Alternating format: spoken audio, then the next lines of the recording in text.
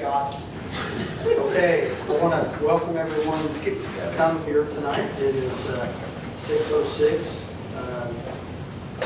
2020, July the 20th, and we're only 6 minutes late. Had a busy Board of Works meeting, so thank everyone for your patience, 6 minutes late. For treasurer, roll call, please. Yes, sir. Mr. Austin? Here. Mr. Blankenship? Here. Mr. Hugen? Here. Ms. Jones? Ms. McGinnis? Here. Mr. Rynearson? Here. Mr. Taylor? Sir, you have a quorum. Thank you, ma'am. Mr. Houston, I want to ask you to do the prayer and pledge. All right. Let's all stand.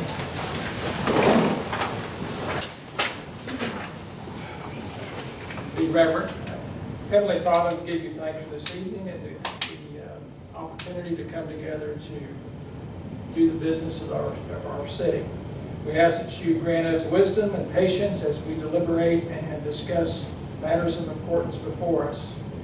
We ask also that you continue to watch over those who not only represent us, but serve and defend us on a daily basis, and taking the risk with that. All these things we ask in your name. Amen. Pledge allegiance to the flag of the United States of America and to the republic for which it stands, one nation, under God, indivisible, with liberty and justice for all.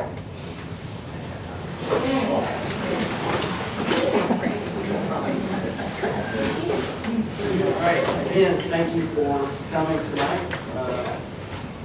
I know Matt's at the podium, so the first item that we have under announcements, presentations, and public comment is the acknowledgement that Art Slangen retirement. Did I say that right? I've had good names, you've heard that. You did it all. Retirement from the city of the Franklin Fire Department, and I just want to say, Art, just you and I have become friends over the years and being involved in city council, and I just want to tell you, I personally appreciate what you've done for the city and being here all these years, and I know you've been dedicated, and you still are dedicated to the city, and I appreciate that, and thank you for your service. And Chief's got some kind words. Yeah, so even though we posted it on the City of Franklin Fire Department website, Facebook page last Monday, we just want to publicly acknowledge that on Wednesday of last week was Mr. Art Slangen, our Lieutenant Art Slangen, as he was until Wednesday. At his retirement, he's faithfully served 31 and a half years for the City of Franklin as a firefighter. Concurrent with that, he also did 11 years as a reserve sheriff's deputy for the county, 6 years at the Coast Guard, and in between some of those jobs, he started his firefighting career as an industrial firefighter in Corpus Christi, Texas. So, on a personal note, I'd like to tell you, Art, it was a nice time working with you for 23 years, and that I wish you best working with your company and anything that your wife Rhonda wants you to do. I got paid. I have already, he had his retirement party Saturday. He's been handed his axe, helmet, and stuff like that, all the niceties. So we just wanted on public record how much we appreciated his years of service to the city. And his retired uniform is really Yeah. good. He said, like The sandals look good on you, Art. Thank you. Thank you, Art.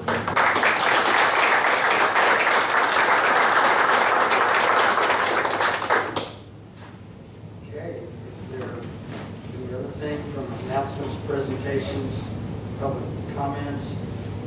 I will say that Jess Giles with Discover Downtown Franklin was here earlier. She's also a volleyball coach. She had to leave. She made the announcement that they're going to have a drive-through for Strawberries on the Square. It's been changed, so get on Facebook page and or talk to Krista or Jess, and they can tell you the plans for Strawberries on the Square. Yeah, we can. So it's been a little bit changed because of the 4.5 and not the 5.0. So anyway, that's I made an announcement presentation. I made an announcement to the media. That's it. You got anything, Marty? No, just working out the bugs. Okay. Getting it all lined up. Well, thank you guys for that. Yes. Can I say something? Yes, sir. I want to thank the city for providing me income for my family and putting bread and butter. It's been a great employer. A lot of people complain about their employers, stuff like that. I got 0 complaints. Ken Austin's been around damn near as long as I have, you know, and so, I mean, I just want to thank the city for the opportunity to serve this community, and like I said, it's been a great breadwinner for my family. Thank you. Very much.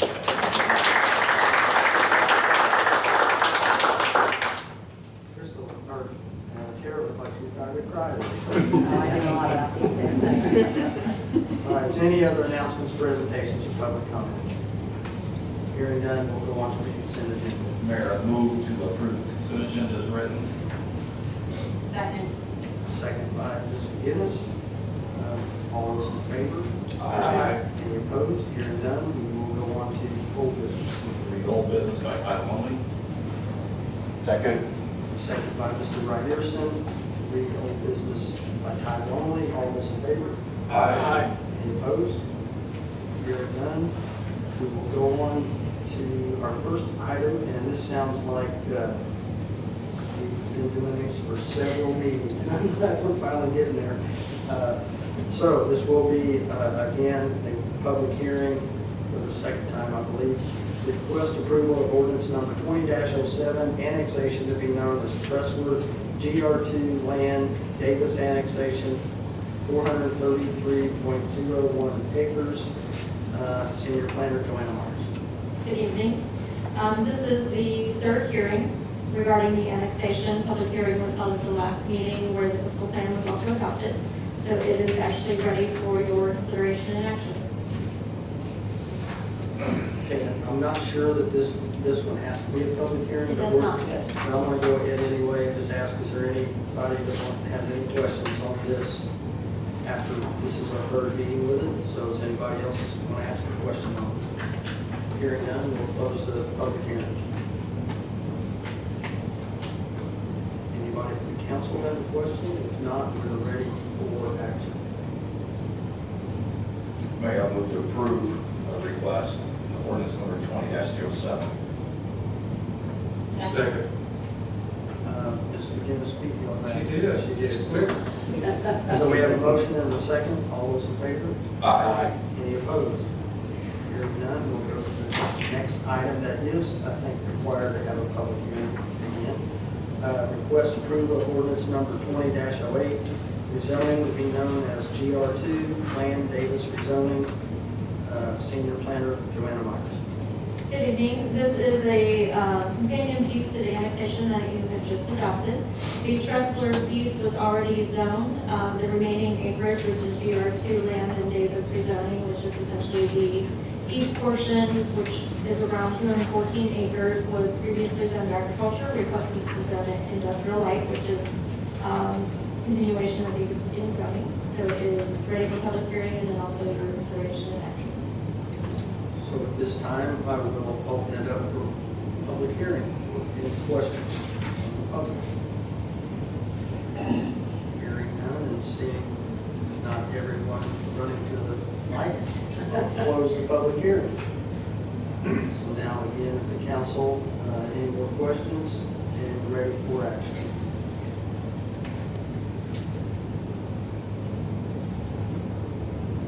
Come on, give us a question.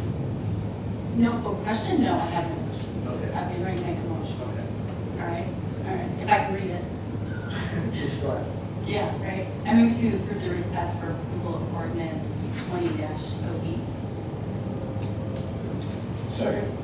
Here we have a motion and a second by Mr. Austin. Is there any more discussion? Hearing none, all those in favor? Aye. Any opposed? Hearing none, thank you, Ms. Myers. Thank you. Appreciate it. The next item is under new business. That's all under old business, now we're on to new business. Did I miss something? No, I'm just, No, I need to tell you to read new business by title only. Okay. Second. We have a motion by Mr. Austin, a second by Mr. Hukin to read all under new business by title only. All those in favor? Aye. Any opposed? Hearing none, we will go to the first item. discuss and challenge current ordinance regarding application vetting for the food truck, Jason Tapp from Freedom's Pizzeria in the tap room. He has made a call or sent an email, I'm not sure which, to clerk treasurer's office wishing to pull this one off the agenda for now. May revisit later, so I don't, we don't. He's withdrawn. He's Yeah, withdrawn. yeah, they're asking, so he's withdrawn. Okay, that gets us to item number 2, Common Council Budgetary Resolution number 20-08, authorizing a transfer from Police 200 supplies and Police 300 services to Police 400 capital, an amount of $7,038, Police Chief $35,000. Thank you, Mr. Mayor. I'm just asking to transfer $7,038 from police supplies and police services over to our capital pay for another project on the outside garage area. It's been a problem for a number of years, long before I was the police department. We have acquired several different estimates, anywhere from $12,000 to this particular estimate, $7,038. We do have the funds in the budget to do it. We're just trying to move it over to capital so we can get this project done. The short version is that we don't replace these gutters. We're going to continue to have damage to the exterior of the garage that we already have. So this is the first phase of trying to eliminate a long-term problem. And Chief, correct me if I'm wrong, but you have spoke with the city engineer on this also. Yeah, Mark and I talked briefly some time ago about adding some downspouts and just free flow.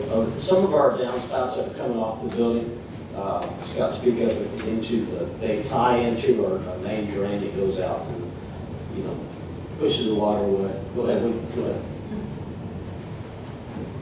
This has been an ongoing problem since we actually purchased that building.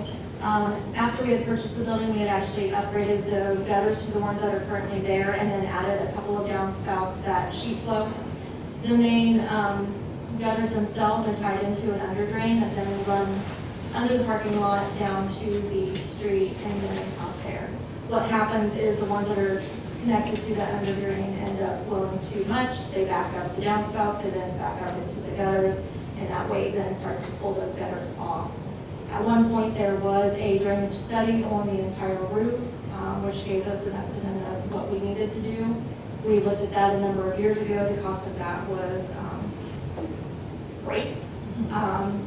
We didn't have the funds at that time, so at this point, they are going to go ahead and add the ones that will then just additional sheet flow across the surface versus trying to tie anything into those under drains. So it's not going to cause backup issues, it's going to solve the backup issues? It will reduce Okay. the backup issues. Some of those will continue to back up because they are still tied onto that. Okay. The reason they are tied into that drain was, when Davidson had purchased it, was to not have that sheet flow across, because that's where they had stored much of their product, which is wood, so they didn't want to bring it. One quick thing I want to add is if we go a different route than we run an issue with the roof that was installed, we have a contract on that roof and a warranty for a number of years, 20 years. If we tie into the roof and you use any different type of building than what we're talking about here, then we may void the warranty on the roof, so we don't want to do that. That's all I have.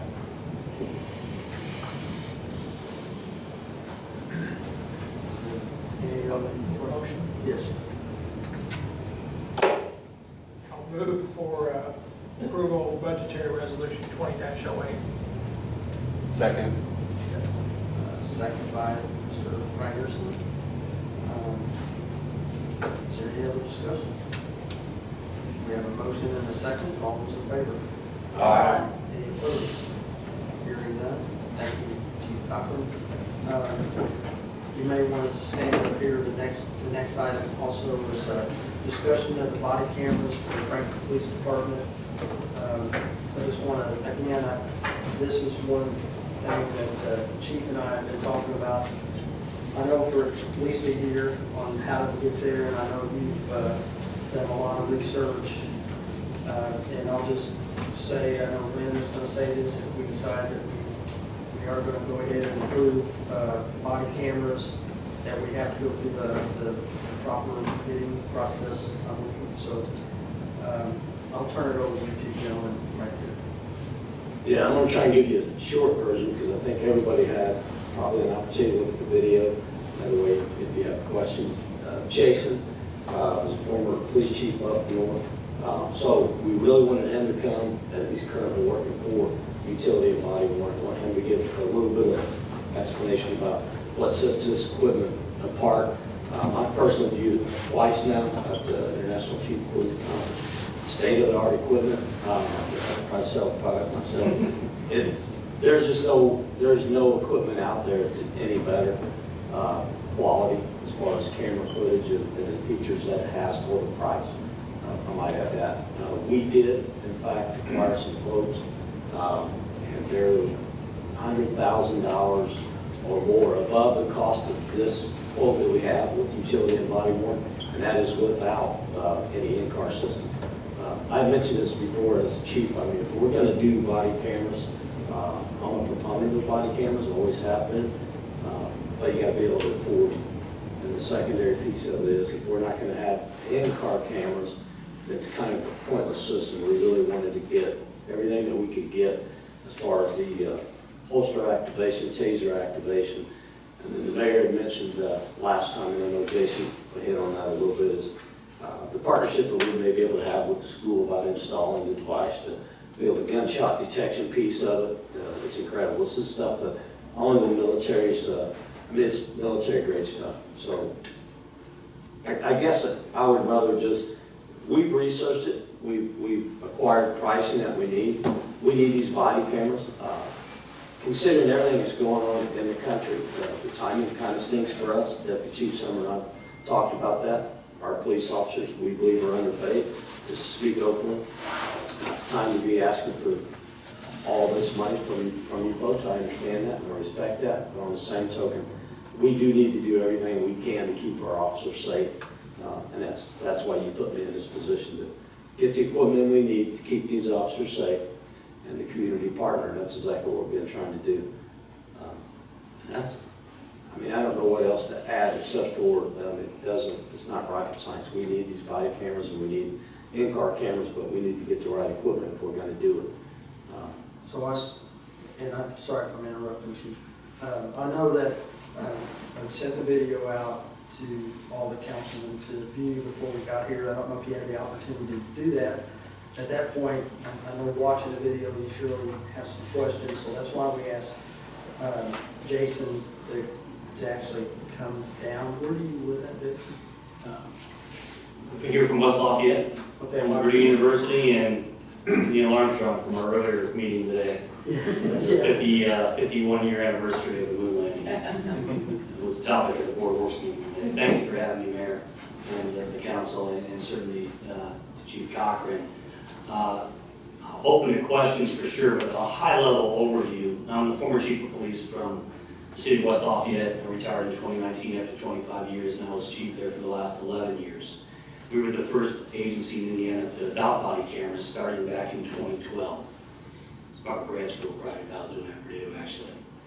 And by 2014, we were fully implemented just months before Ferguson, Missouri became an issue in the U.S. So our agency had a lot of experience with body cameras, and when I saw this system eventually in 2017, where technology had caught up with the automatic triggers, and this agency owns some patents on those automatic triggers, it became very important for me as a chief to secure that over some of, and not to be disparaging to other vendors, but some dumb devices, they're not smart, they don't have a computer in them to have automatic triggers. We used to have the ones you on, off with the slide of a piece of plastic over the lens.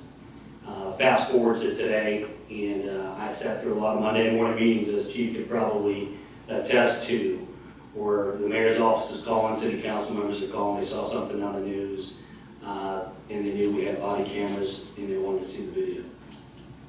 So I'm asking the deputy chief or captain, could I see that video later on today in my office? Sir, we don't have a video. Why don't we have a video? His officer in the heat of the moment didn't turn the video on. Fast forward to today, where we have the technology, and this company has patented much of that technology to turn the camera on automatically. And some of those automatic triggers are if an officer runs and goes in motion, In a foot pursuit, the camera comes on automatically. The holster sensor is a game changer. Officer draws their holster, their weapon from their holster, sends a Bluetooth signal to the camera, which I'm wearing is embedded in the vest of the officer. And it turns the camera on automatically. You have to have that video. Guns come out, you have to have that video. And that's also the time that the officer is most likely not to turn on the body camera because they're trying to handle a life and death incident. And then some of those other automatic triggers that are unique to this company. CAD activation, integrated through CAD system, you can turn the camera on for the officer when they are dispatched to a call for service from the dispatch center. While they're in a route, their camera comes on. And then lastly, I hope it's never used, but we are the only company that turns the body camera on. It's a smart device. It knows if an officer goes prone, if an officer goes down, it turns the camera on. It captures 2 minutes of pre-record to see why the officer went down. And alerts every officer working that we have an officer down. This is our GPS location and turn-by-turn directions on their laptop and how to get there. We had a save as a company just about a full month ago now in the city of St. Louis. The county of St. Louis is also a customer, and an officer went down in a hard incident and was found by other officers due to this system. I'm a true believer in that function is why I purchased it for our agency in West Lafayette some years back. Now, full disclosure, I do work for the company as their law enforcement liaison across the country. And nobody's doing what this company can do when it comes to automation.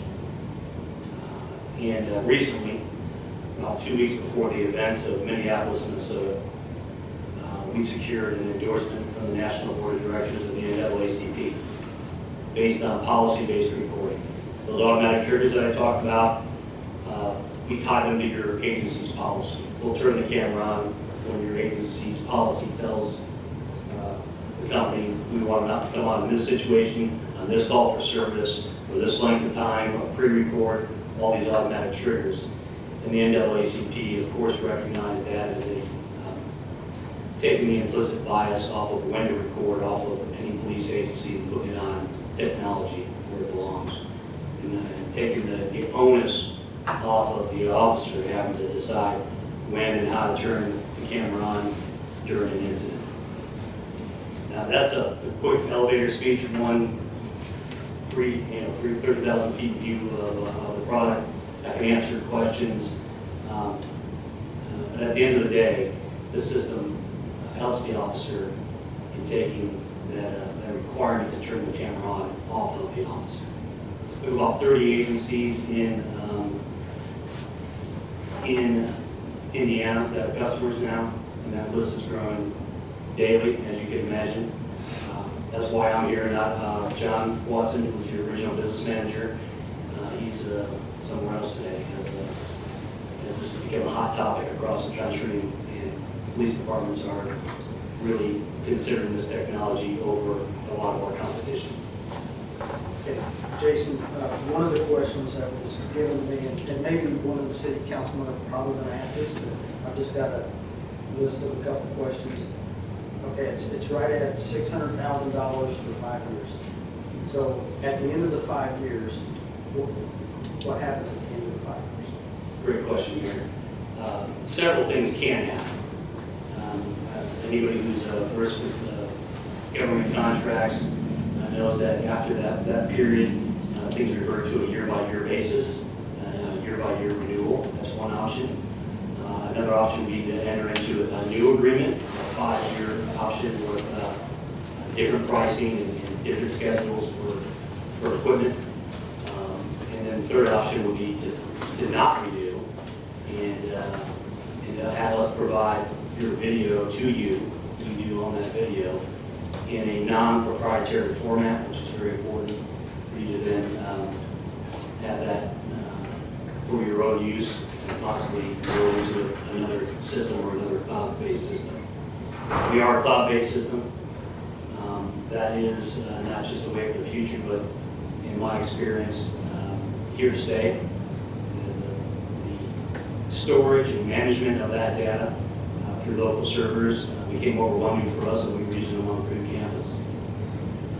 And very cheap rate compared to where most people would have to purchase them. The cloud-based system is a web portal. Everything can be managed over an internet connection. Videos are sent straight to your prosecutor's office through a web portal. The chief would manage how that happens for Franklin PD. But at the end of the day, that 5-year contract, working back to where your original question was, sir, is how you want it to go after 5 years. Mayor, if I might, before they ask questions, just by way of background, you as a council are not being asked to approve anything.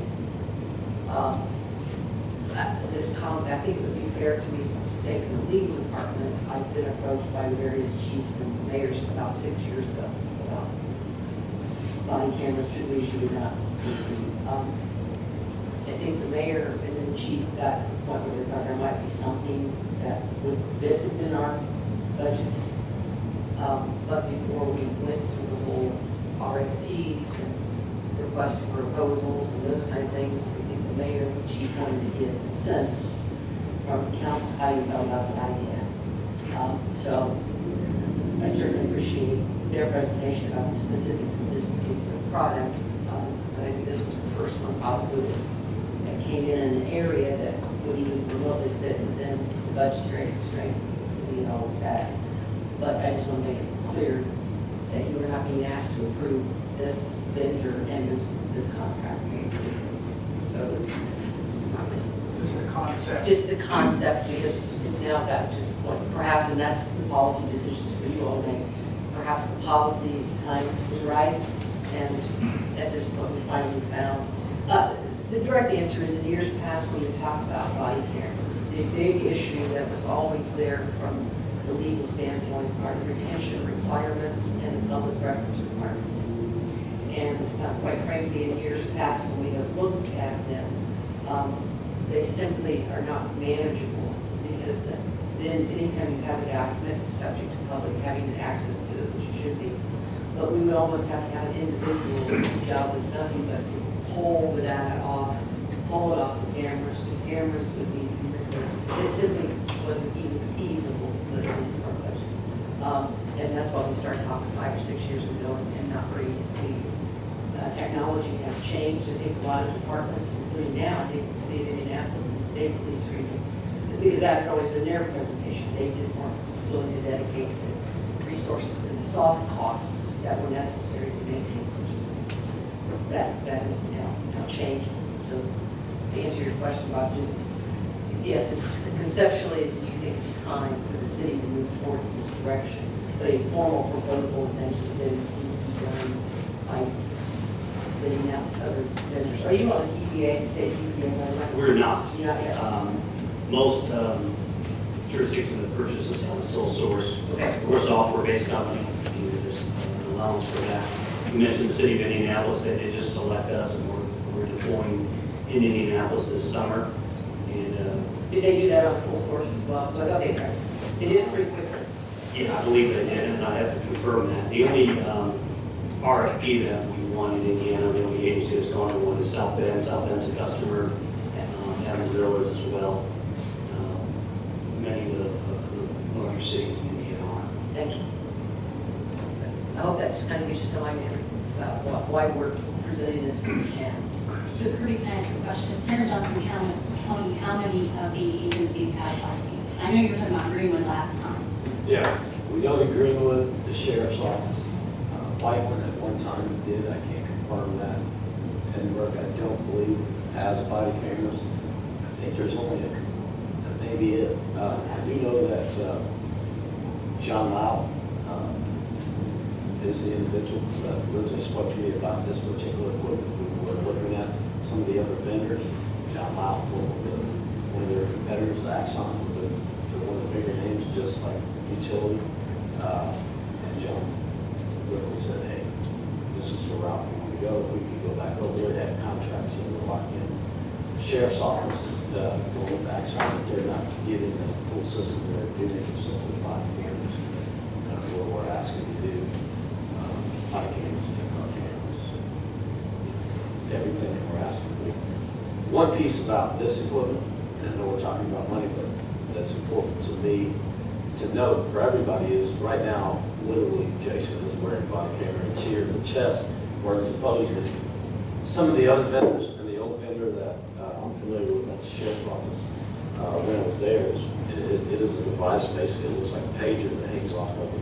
So you get an officer that goes down, and you've lost that video footage that you wouldn't have. If it gets knocked off in a fight, that's cheap. Now I'm trying to piece things together and explain to the media, where's this footage at? I don't have it, it's on the ground or it's anything else. That's one selling point for me that I like. It seems medium, but it's in the grand scheme of things. It's a big piece. So our first body camera company that we had, like everyone else, it hangs on the outside of the uniform. It's a box that will be knocked off in an altercation. And we work with the same size agencies as Frank mentioned. We have 52 officers. We have two body cameras on that original Generation 1 system that were lost in the field, either in a foot pursuit or fight, and that was lost as well. It stays on that device. So those were never recovered. We have 2 that are still missing. Our system is quite a bit different. It all flows in real time from the device to the cloud. So that data is immediately secured and can be live view as well. There's situations where that would come in handy, certainly in a tactical situation or at a crime scene, to live view that video. But most importantly, it's secure in cloud storage while it's being recorded. This system also is able to redact, is that correct? Did I see that on the video? That's correct. Because we're a cloud-based system, we use those engines of the Amazon Cloud, the Amazon Gov Cloud to do redaction very fast rate compared to some years back where our records clerks used to have to redact frame by frame. A FOIA request would come in and that meant a lot of time for us. I think we mentioned that earlier. Thank you, Counselor, because that's probably one of the most prohibitive things that's been in the past. Under the law, a FOIA request is a public information, or an AFLA request, a public record request. You can tell, and as an attorney as well. When you have video, though, you have an obligation to retain it, but you also have an obligation before you release it to obscure certain parts of the video.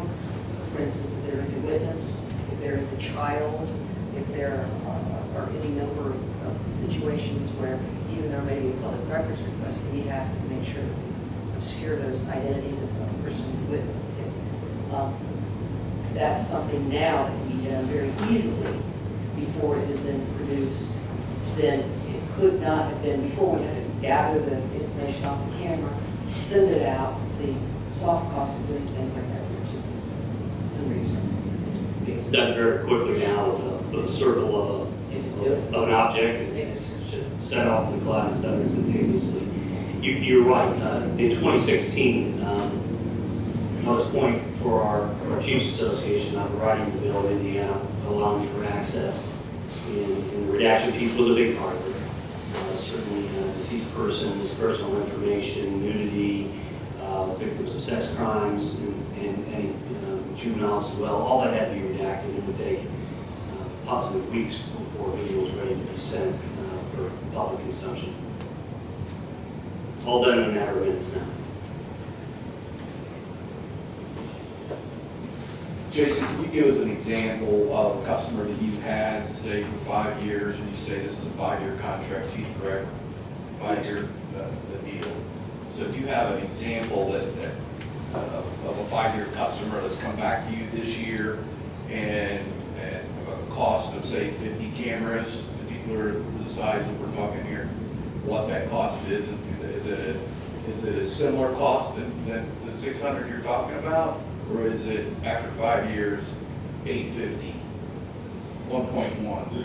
In my experience, often that cost goes down because some of the hardware is already installed. We have installation and training costs that's already existing on the platform. Part of the system is a component in the car that links all the triggers together from when the light bar goes on, when an officer grabs a rifle out of the rifle rack, it all turns the camera on. So those pieces are already hard installed. And the cost of storage is also going down consistently year by year in a cloud-based environment. I can't give you that cost. I'm not on the business side of the house. I'm on the subject matter expert side, our business managers. I can't give you a customer off the top of my head that's a 5-year customer for renewal, mostly because this product was only available with these automatic triggers starting off 2015. So we're starting to come up on renewals. And I can tell you this though, we have not lost a customer yet. We have hundreds across the country. Thank you. I have a question regarding the process. Are we approving the vendor or are we approving the budget? Neither. Concept. You're approving the concept. And since this is budget creation time, I think I mean, we approve the budget that has numbers in there relating. right, but you're not, neither does, and I mean it, but I think this gives us an idea about what would probably need to be in the budget, and then when the mayor prepares the budget and brings it to you, we had some pretty in-depth conversations that Steve didn't think as a former council person that it would be a good idea to build something into a budget of $600,000 and say, oh, this is why we're doing it. It would be better to have this conversation now. If you think it's a good idea, then start putting it in the budget. That's what we're building the budget now. So really, any questions I might have of Jason and his firm is really kind of moot because I don't really have a vote on that. But I do have a vote on the process. Correct. And I brought up some points last meeting regarding, I brought it up about metrics and I'll say this. The question I have is there any entity out there in the world that we can rely on for feedback on the various vendors that do provide this information? I come from a background where there's a plethora of stuff out there, statistical data, metrics, and all kinds of stuff that you just get sick of. But what information is out there regarding the size of communities that do this? Can they afford these things?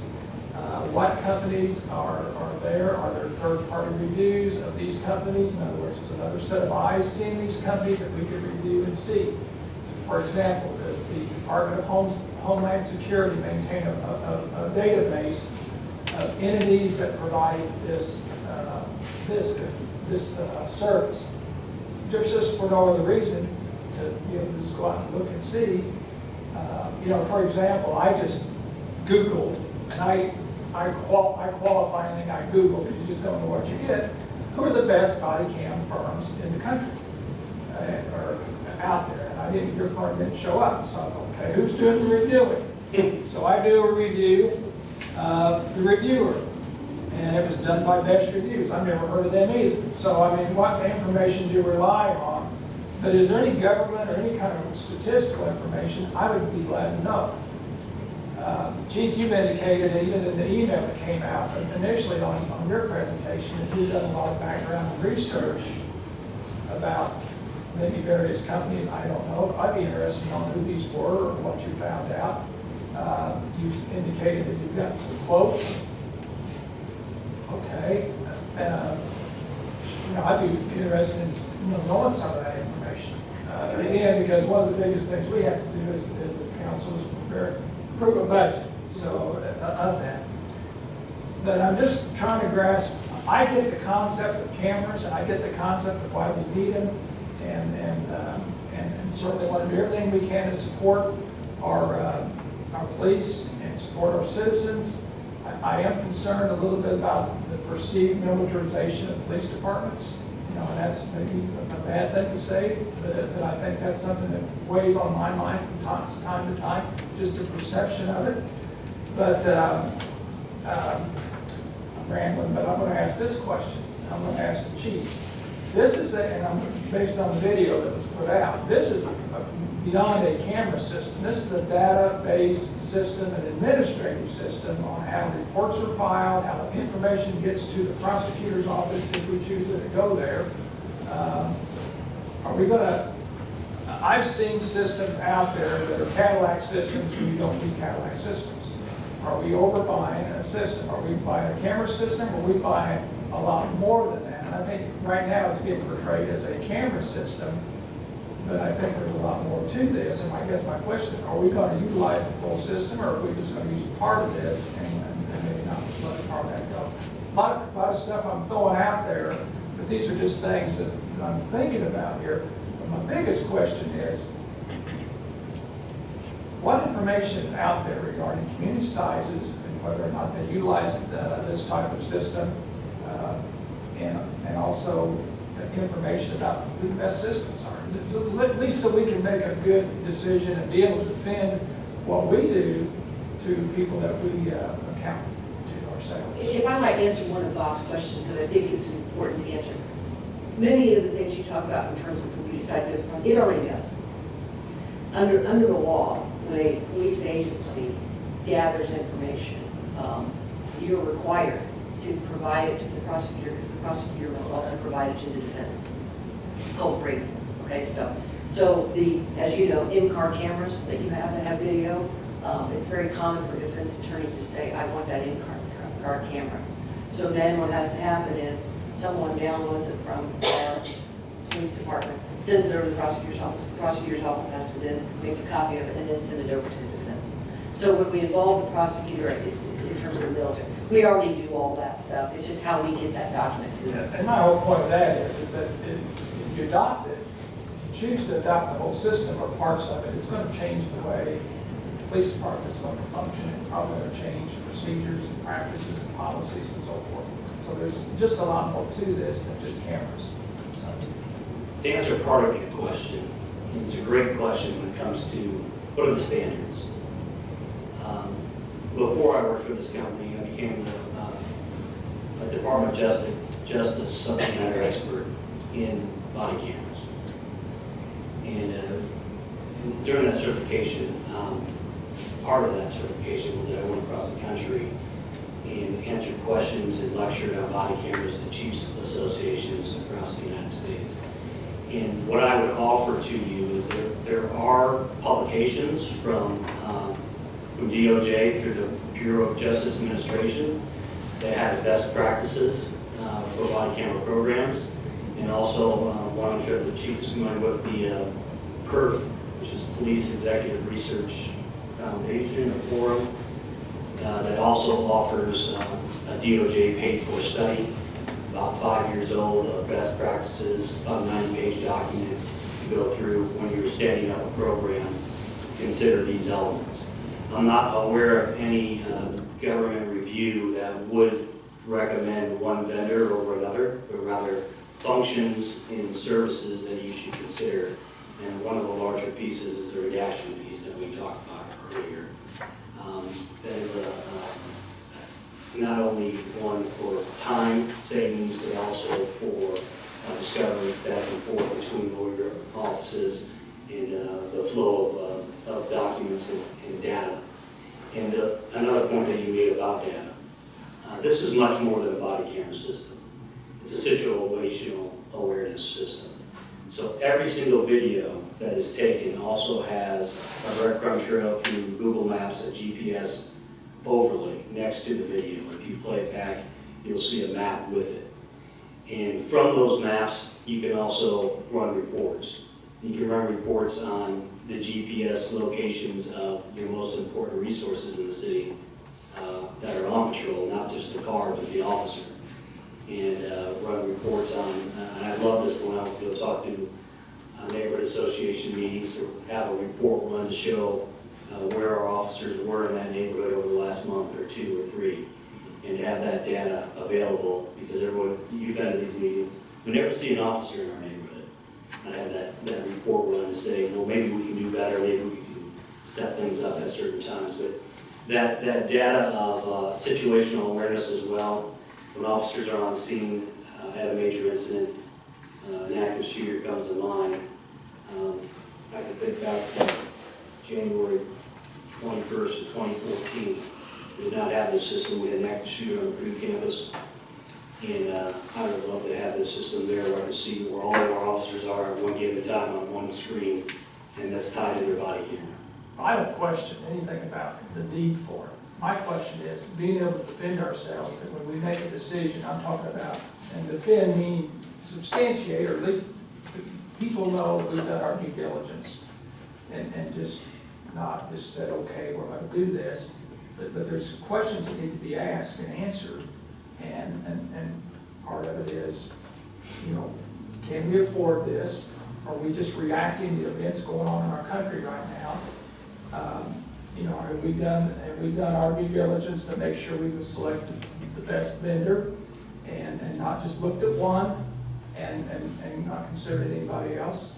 And is there any information out there concerning the vendor that, you know, people want to know a little bit more about them? I mean, it's a big investment. And again, I come from a background, and a lot of us do, where if we invest in something, we kind of want to know what, you know, what their history is and their track record.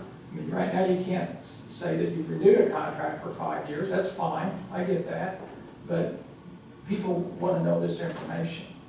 I want to make it very clear that we are not approving or considering any particular vendor. Right. If you find it fit to put something in the budget, that we still got to go through the RFP process and get bids and all I that. have every confidence the chief's going to recommend who he thinks will be the best. Right, I mean, Okay, let me answer just the question of, can we afford this?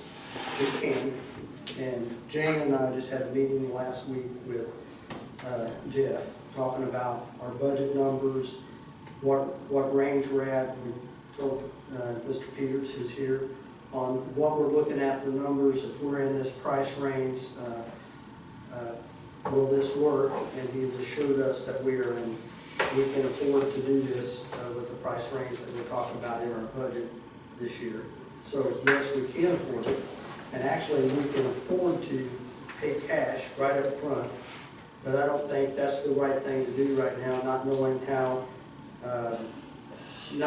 the revenues will be next year, and that's why we chose to take the payment route that is absolutely no interest. It's interest-free. It's the same price if we pay cash or if we just stretch it out over 5 years. So to answer that question, Mr. Hukin, yes, we can afford to do that. So that's one question. And I know, and I'm not going to speak for the chief, but I know that Deputy Chief and Chief have done a lot of research on trying to figure out what is the best system for the city of Franklin. Have I been involved in that? No, because I trust our chief and our deputy chief who's looked into this, that they have, because they don't want to get an outdated system. They don't want to buy a system that's going to be outdated before we ever get it. And this system here seems to be like you know, how many times do you see that you get electronics, and before you know it, the electronics is already outdated. This system here seems to keep up with the updates. If you can correct me if I'm wrong, as you go along, that's what I've been told by the chief. Yeah, this is a software as a service model that we offer, where you don't actually own the equipment. And it is replaced, like the body cameras are refreshed every 36 months. They operate on an Android system, and we need our systems to be crisp for receiving data and updates that are done over the cellular network. So to your point, I enjoyed having the latest and greatest when we purchased this system. Our first run in this in 2013, 2014, we bought cameras, and within about 3 years, Chief and I had this discussion, they were outdated. We needed to buy the newest and greatest version from that vendor. I much appreciated the fact that as technology moves along and moves very quickly in this space, that the software as a service model allows you to receive the greatest and latest technology as part of your agreement. Real quick to answer a couple of your questions, one of which was the different vendors. VU was a camera vendor. You can look those up, EIE. I think it's just like a sound, EIE and then VU. That's a vendor, it's an older vendor that the sheriff's department had used in the past. I'm familiar with that one. It's an old docking system, and then you store the hard data somewhere else. So you were paying for data storage, which I think that's the same vendor that Tim looked at way back, $1.5 million just to be storing his data. The second vendor, one of the top vendors in the country, and I hate to say it, Jason's standing here, but it's a very impressive company, Axon. They're the same company that we buy our tasers from. We just haven't had real good customer service with them, to be honest with you.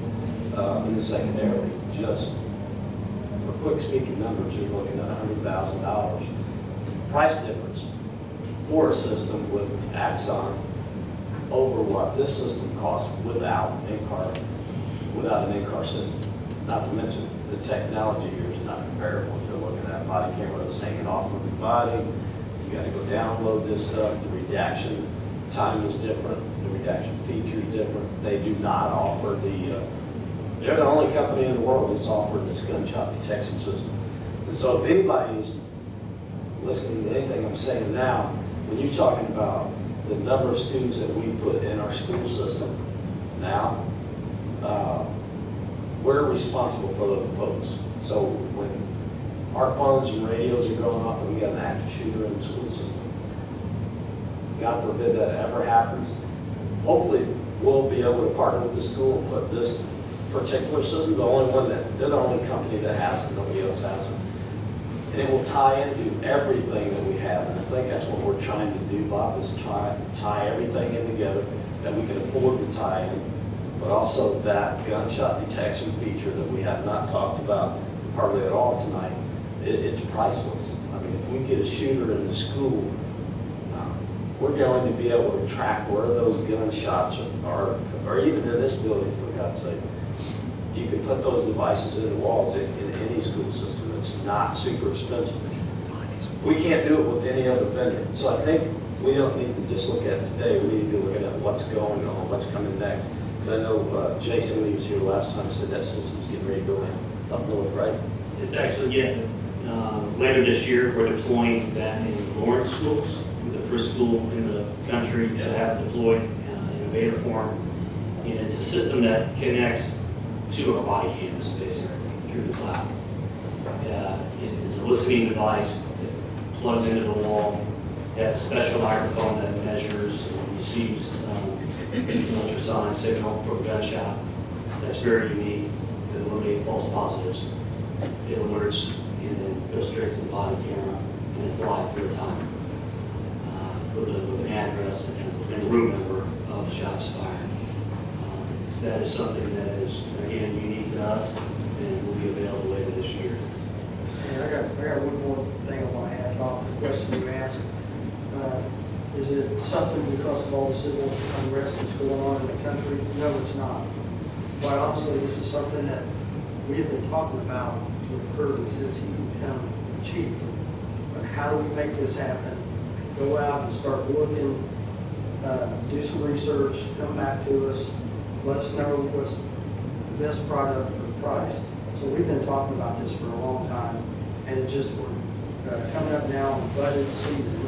We're doing budget talks that I mentioned earlier. I'll be reaching out to each city councilman to have a meeting one-on-one to go over the budget so everybody totally understands it. And I merely want to give you a heads up that I want to put the price range that we can afford to do in that budget. So no, it's not because of what's going on all over the country. It's something that I think we've all needed for quite some time for this market. And then Bob, the other piece of that I was going to tell you is, and I think I attached it to the video, we did some research about what, there's 30 plus vendors, right, around us. I did send out a document, and if you didn't get it, I apologize, but there was a document that was sent out with that, where we contacted each of these police chiefs or captains, whoever we can contact. Scott, was it 8 or 9 of them, I think? Yeah, 8 or 9. And acquired that data, how many officers you had. Just trying to find some departments that are comparable to what we have, what kind of money they were spending. What were the pros, what were the cons? And if I did not attach that, I can get that sent to you, but there was 8 or 9 vendors on there or 8 or 9 police departments, I should say, that are using that equipment. And I just wanted to get a feel, really, just for cheap. No pun to these guys, but just for myself to see, okay, he may like it, that doesn't sell it for me, but we do have that information. I know what you're asking for, I think, and I'll be real with you, I have no idea where to get that because the DOJ is where we turn for a lot of information. And I'm not sure we're gonna get it anywhere else when you're looking at all that analytical, but with somebody that's had it on their body, that, you know, What would help me with whatever decision I have to make, or even whatever vote it is here, is just, even if it's just an article, even if it's just a piece of paper from a reliable source that says, communities typically, here's the cutoff for this kind of thing. Or police, police department size, or something just to hang your hat on. And that's all I'm really asking for. And if you can't get it, you can't get it. I just largely, if you can't find some kind of information out there that, the government collects so much data, it's unbelievable. And if somebody has something wrong. Have I got a list, I think I saw a list of all the departments now that have it, because it's dramatically different than what it used I to think be. it might be, you mentioned there's 30 in the state, Did I see that Yeah, somewhere? I can send that list to you of our customers in the state of Indiana. But currently, our Chiefs Association, I still sit on the board for the Indiana Chiefs, is gathering a survey that will come out probably to the chiefs, I bet you within a month. And the Sheriff's Association is doing the same thing. There isn't a database of who has body cameras in our state and who doesn't. And those databases are being put together by the two associations currently. Well, that would help, because we know what size towns, Greensburg, whoever it is, we would know. So Bob, I'm sorry if I interrupt again, you did that, right? Right here, I got, Kirby, you sent this out, Chief. Valparaiso Department has 40 officers, customer service, very responsive. Greenfield, and that they've been on since 2018. Greenfield Police Department, 43 officers, been on since 2020. Great, highly recommended. West Lafayette Police, that's where you're from, I guess, 43, 2017, very good overall. That's the IT department. Goshen Police Department, 50 officers, excellent, no issues whatsoever. Lawrence Police Department, 55 officers, 2016, second to none, timely manner. So that's just some some comments from the ones that we I'll share that with us, so we can, at least I document. think Kirby did share that. Am I wrong? Did you not share this with the other, with Chief? Did you not share this stuff here? The one I just read off with the city council? that out of there, Yeah. yeah. I thought you did. But I think Bob's asking for something a little bit. Well, that's something, that's something you can look at. Maybe I've got it, but I haven't, recalled looking it up, so I've been looking at the emails every day, so. Okay. Yeah, it's easy to resend, but I still think Bob's looking for something different, not with Jason, and then get him You don't have to. I just want to sleep better than I know that I'm on camera, I've been recorded tonight, so. And quite honestly, talking about that in the budget, we're also putting in the budget to be able to live stream all our meetings too. So just give me a heads up on that. So it will be on the camera. Is there any more questions for Jason? I think we understand a little bit more of what questions that Jason can send us by email. And just so you know, we are presenting our budget August the 17th. Is when we're presenting our budget. Jen, you're going to have to help me out here. I think we're going to present it on the 17th.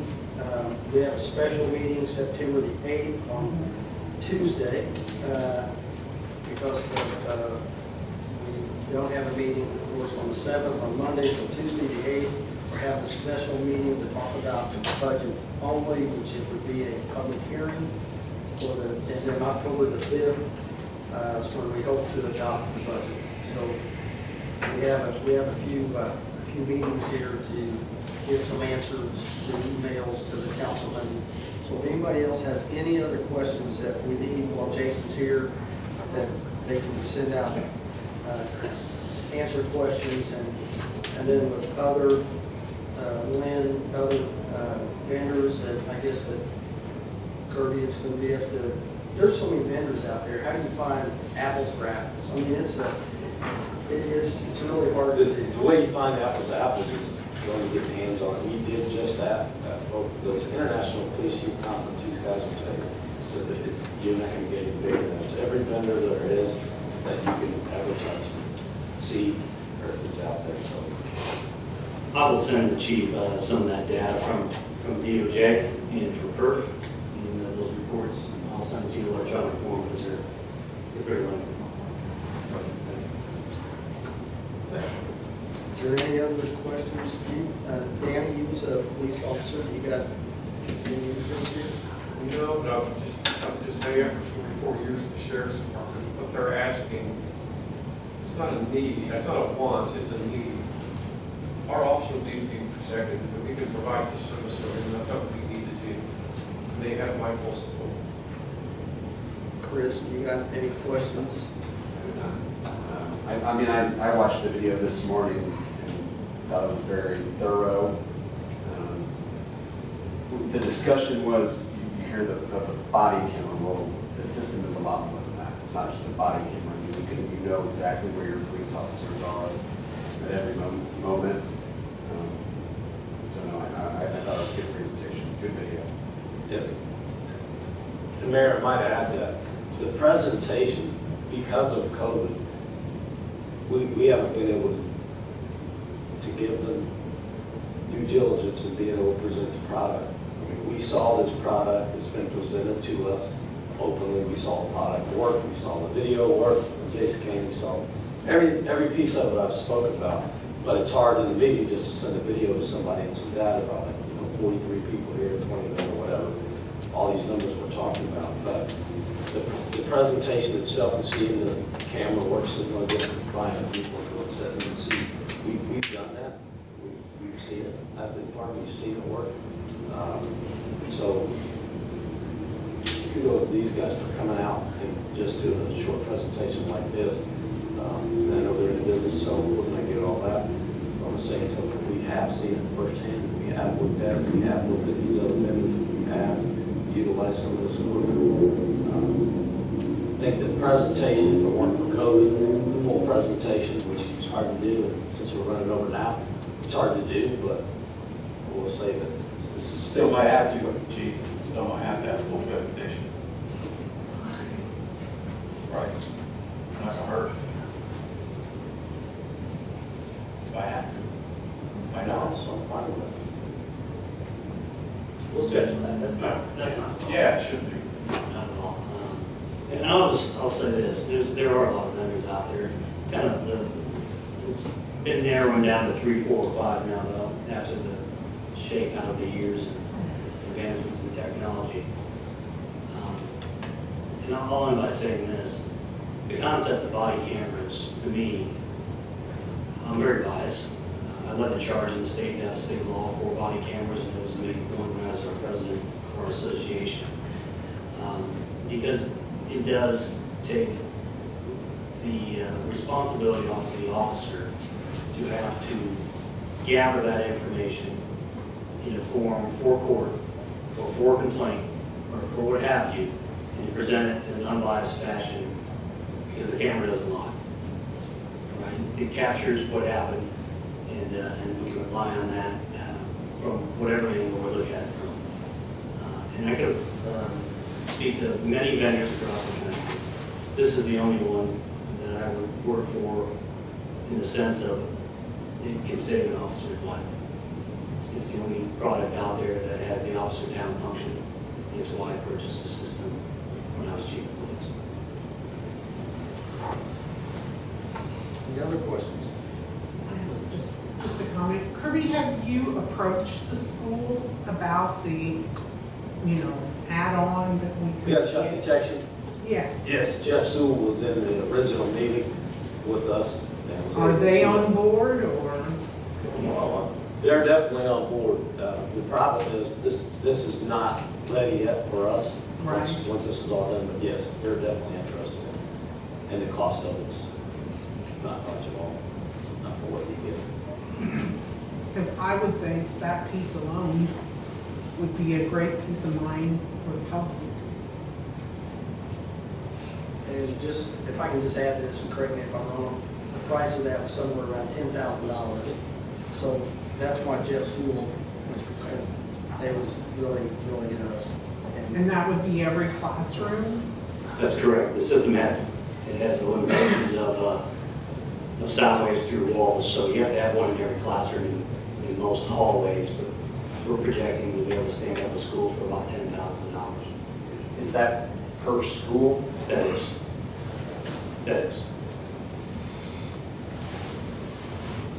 And that would be a decision the school board would have to make, but it would be available, so, and they're interested. Any other questions? If not, Jason, thank you, and I'm sure you're gonna, Kirby will be supplying some answers that, and any other questions that may come up. I really appreciate you coming here.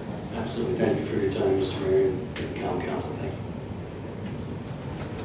All right, we got the next one, Chief, if you want to stand up there again, you're going to get wore out tonight. So also we want to have a discussion on a new position for the Franklin Police Department, Public Safety Crisis Intervention Officer. And again, I'll just go ahead and answer the question box, rightfully so, you should ask this.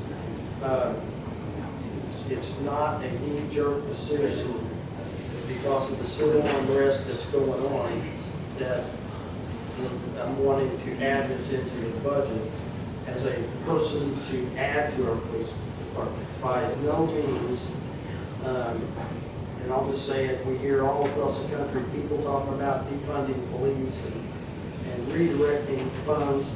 I am not one of those people. I am one of those people, the mayor, that wants to try to help our police department, help our community all we can.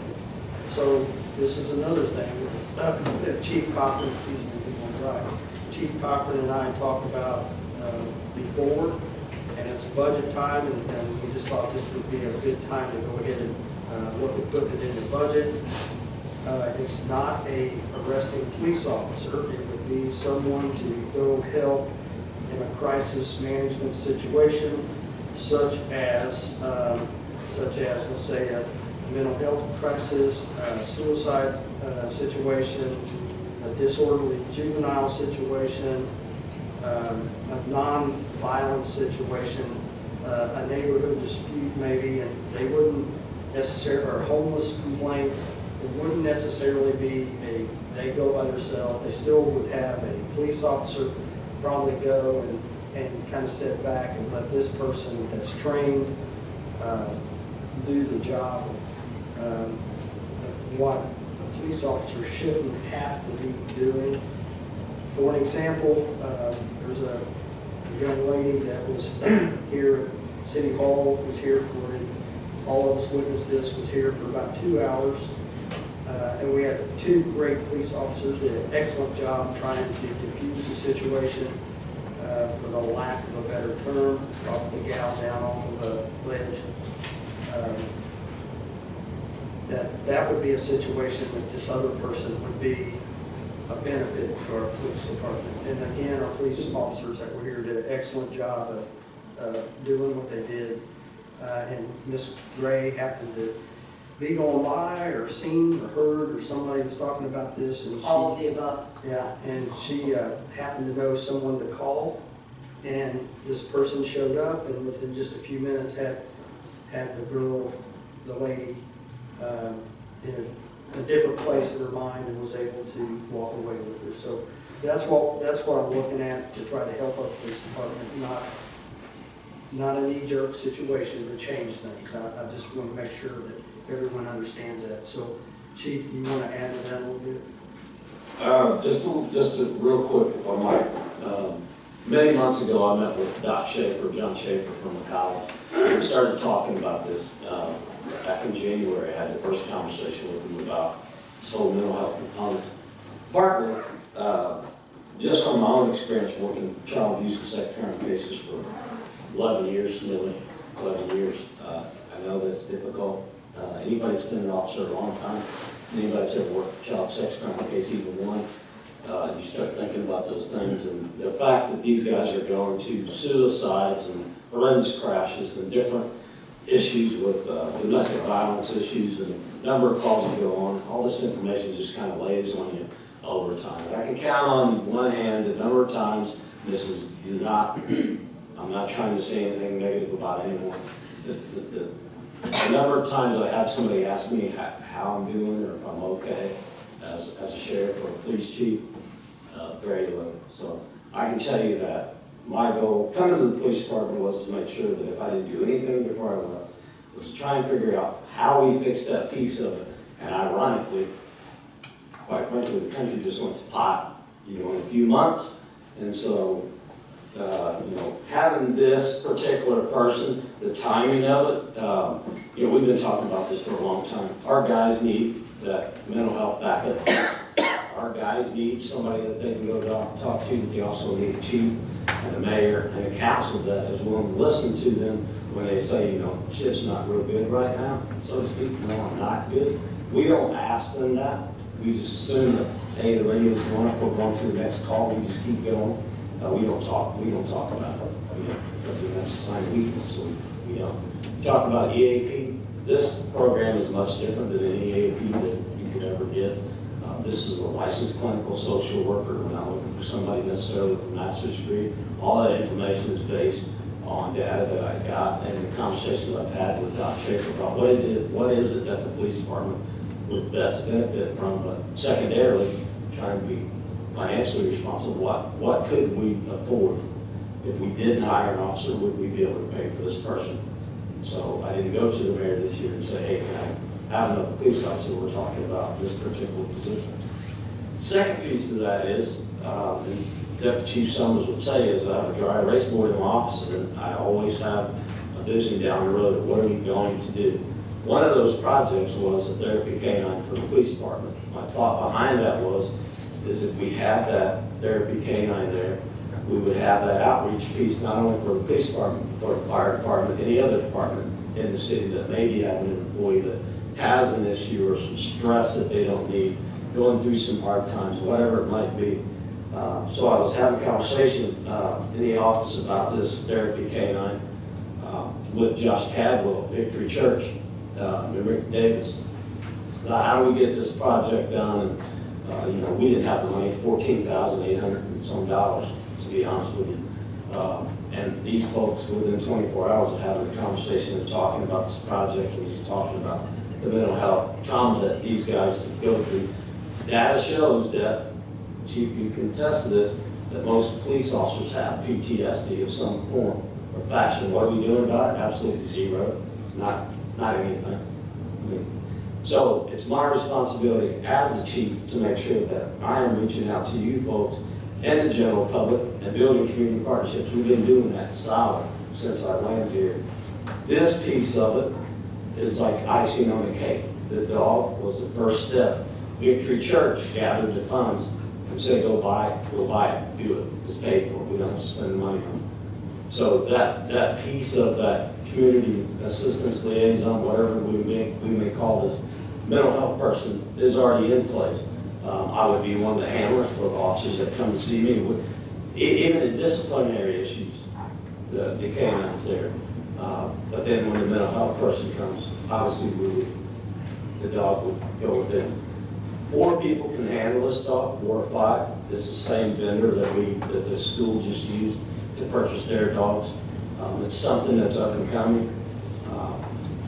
And having about 10 years of canine experience previous, I can tell you that it's a good thing. And to be able to get that dog purchased by Victory Church and then tie it in with the community liaison piece, whatever that may end up being, that's tremendous for not only the community but for the officers. So that's, Brandon, it's invaluable. And again, we're not making any decision tonight. It's more or less for discussion, and I just want to let the council know that is a part that I'll be asking to add into our budget when we have those talks. And again, Jane and I, speaking with Jeff Peters, our financial advisor, it's within our range to be able to afford to do this on the budget. So I just wanted to, if there's any questions for Kirby, I know this meeting's getting a little longer than what we're used to, but I think it's pretty important stuff. So I just wanted to get that out there tonight, where we're at and what's going to be coming down the road. So does anybody have any questions for Chief Cochran? I just have one quick question. So is it your intention from what you just said, this new position would kind of serve a dual purpose, and that they would not only be the community liaison and help diffuse certain situations out in the community, but also work with the officers for any situations they may have mental health wise? So maybe a dual. Right, that's exactly what it would be. Okay. Doc Schaefer's offered to help us in the program development with that. I don't foresee that person. I mean, you live in a pipe dream, and people are saying that we're gonna send this person out for domestic violence calls, and we're gonna have these people writing tickets. Well, you can't do that. We all know that's not gonna work. And we would never do that. We would use this person for the young lady we were just dealing with. We go to calls all the time. Kids who are disrupted. You would not believe the number of calls that we show up on the morning, we can't get our kids to go to school, or we're having a kid with autism, we go to the gateway services a lot. I mean, all those types of things. Somebody that's suicidal, as a crisis negotiator, house negotiator, I understand that piece of, but this person is much more versed than I am in these types of things. It could create efficiencies, for the Right. example, not to name, but our officers responded to that situation. And they were there for 2 hours, did a wonderful job, but they were standing there for 2 hours. And once I was able to get someone. What do you do after that? Well, who was in a different circumstance, to be able to find that, you know, I can make a call, you know, they're diffused, and our officers came back on the street and do what they were, because it was clear why we needed to address it. We couldn't have this person in the city parking lot having this issue. It wasn't the best use of 2 trained police officers to essentially be standing there, guarding a person, for lack of a better word, once that circumstances to use. I was got lucky enough to find the right person for the reason. I'm not interested in the position, by the way. Any other questions for the chief? Your experience? Any new experiences? No, I said, what's your experience? Do you have any questions? No. Okay. I think Kirby's doing that back in time. Very proud of him. Came a long way. Is it intended to be a civilian position, sir? Yes, yes. Okay, thank you, chief. Appreciate it. Thank you. Okay, the next item, I think, clerk treasurer's for introduction only, correct? Yes, sir. Okay, so we won't spend a lot of time here. Common Council budgetary ordinance number 20-09, an additional appropriation local road and bridge match grant fund capital $661,595.33. Ms. Rose? Yes, this is just for our community crossings portion, which is our grant. And we're very fortunate that we even got it. Because they are not doing, I think I mentioned it at the last meeting, or maybe you did, Mary. They are not having a second offering of it. So we're very lucky that Mr. Richards got right on it and we got the entire $1 million. Some communities aren't going to be as fortunate. I'll bring it back next month for your approval. Thank you, ma'am. Okay, next item, 2020 economic development fees to community development specialist Dana Moss. Every year, the city receives these economic development fees. These fees come from a voluntary payment that companies make, that they choose to make based on the savings of a tax abatement. So if a company receives a tax abatement this year, they have the opportunity to take 2 to 5% of the savings that they have made on that abatement for that year. That comes back to us as a special fee that is placed into that. So that comes in to us. The Economic Development Commission then sends out requests for grant proposals to local nonprofits who are doing some form of economic development activity within the city of Franklin. So this year we sent proposals out to the Franklin Chamber of Commerce, Discover Downtown Franklin, Franklin Heritage, Aspire Johnson County, and Festival Country. the two, the Spire Johnson County and Festival Country, because they do a county-wide service, they were told that any project that they wanted to bring forward for this grant would have to be done within the city limits of Franklin. This year, we received one application from Discover Downtown Franklin for that grant. They are wanting to use those funds for 2 billboards that they will put to help promote the county, or promote the city and what is going on downtown, and kind of say we're welcome back for business. The total that we received for the grant was $12,400. They have requested $12,000. They do have letters of support from all of the other entities who were offered the opportunity to apply for this grant. They all feel like this is something that actually will benefit everybody. Krista, I didn't know if you wanted to talk about that anymore through Discover Downtown Franklin. As far as she's making her way up, these are existing billboards, you're not adding billboards. Correct, these are existing billboards. Yes, the planning department. Yes, these are existing billboards. Existing billboards, thank you. Yes. There'll be 2 of them. Thank you. Jess was not able to be here tonight. She is the high school volleyball coach, so she had another commitment. So she asked me, since I was already going to be here, and I'm on the board for Discover Downtown Franklin, just to be here available to answer any questions that you might have. One thing that I did want to add is that Discover Downtown Franklin has an economic vitality committee that meets every month, and we meet on a quarterly basis with downtown business owners, and we've been doing that over Zoom, as a Zoom meeting, just because of the circumstances. And we did ask the business owners what their preference was for any kind of assistance due to the closures and things from COVID, and